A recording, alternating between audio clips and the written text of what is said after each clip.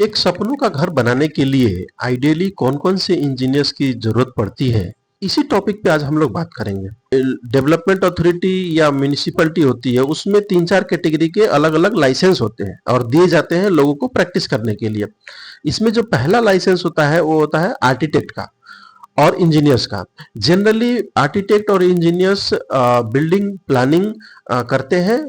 Client के जो भी रिक्वायरमेंट होते हैं फ्लोर वाइज बिल्डिंग प्लान करते हैं considering local building bylaws और बिल्डिंग रेगुलेशंस मेनली ये कंसीडर करते हुए ही बिल्डिंग प्लान करते हैं।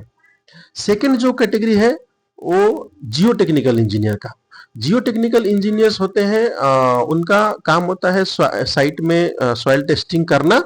सॉइल टेस्टिंग करके सॉइल की इंजीनियरिंग प्रॉपर्टीज को कंसीडर करते हुए बिल्डिंग को जो प्रपोज्ड बिल्डिंग है उसको कंसीडर करते हुए सॉइल की engineering properties and building use को कंसीडर करते हुए सॉइल की बेरिंग कैपेसिटी, सॉइल की कैपेसिटी कितनी होगी मैक्सिमम, और foundation suitable foundation system recommend करते हैं। थर्ड जो कैटेगरी होती है वो स्ट्रक्चरल इंजीनियर का।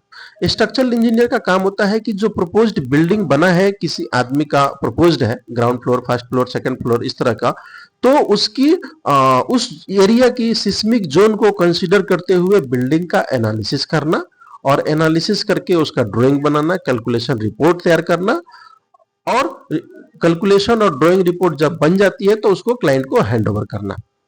और एक कैटेगरी और होती है सुपरवाइजर की। जनरली कुछ कुछ म्युनिसिपैलिटी या डेवलपमेंट अथॉरिटी में बिल्डर्स का भी और टाउन प्लानर का भी लाइसेंस दिया जाता है। बट मेजर पार्ट के लिए अगर हम बात करें तो उसमें आर्किटेक्ट इंजीनियर का एक कैटेगरी, जियो टेक्निकल का second, structural engineer third and fourth supervisor. किसी भी बिल्डिंग को बनाने में जनरली एक इंजीनियर्स जो है कॉम्पिटेंट नहीं होते हैं। एक ड्रीम बिल्डिंग को बनाने के लिए जनरली 3-4 कैटेगरी के टेक्निकल लोगों की जरूरत होती है। और जब भी हम कंस्ट्रक्शन करते हैं उस टाइम में कास्टिंग के समय में जनरली स्ट्रक्चरल इंजीनियर्स को ही विजिट कराना चाहिए, जिससे कि जो भी मिस्टेक्स है वो ऑन द स्पॉट अपने इंजीनियरिंग जजमेंट के थ्रू ऑन द स्पॉट ले सके, और उसके लिए स्ट्रक्चरल इंजीनियर्स ही टेक्निकल साउंड होते हैं।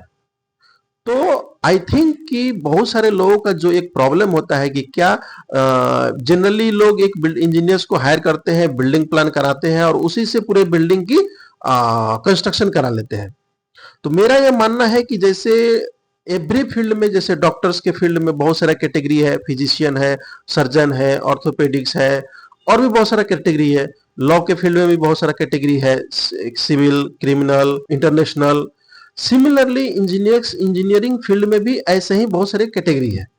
तो एक बिल्डिंग को आइडियली बनाने में हमें 3-4 टेक्निकल लोगों को हायर करने की जरूरत होती है, सर्विसेज लेने की जरूरत होती है। एक इंजीनियर पूरे बिल्डिंग के लिए कॉम्पिटेंट नहीं होता है।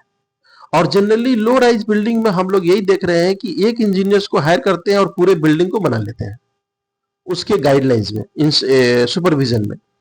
तो मेरा ये मानना है कि जब भी हम बिल्डिंग बनाए तो हमें 3-4 जो टेक्निकल लोग होते हैं, आर्किटेक्ट, इंजीनियर्स, उनसे बिल्डिंग प्लान कराना चाहिए। सेकेंड जियो टेक्निकल इंजीनियर, उनसे सॉइल टेस्टिंग कराना चाहिए, और स्ट्रक्चरल इंजीनियर से बिल्डिंग का स्ट्रक्चरल एनालिसिस एंड डिजाइन करना चाहिए।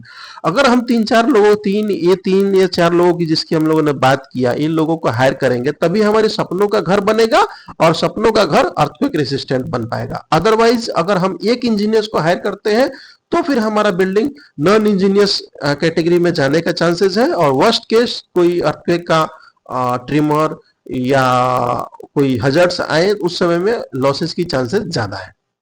तो जब भी सपनों का घर बनाए, अर्थक्वेक रेसिस्टेंट बनाए, और कॉम्पिटेंट लोगों को हायर करके, टेक्निकल पर्सन को जो मैंने अभी बताया, इन लोगों को हायर करके और फिर अपना बिल्डिंग का कंस्ट्रक्शन करें। Thank you so much.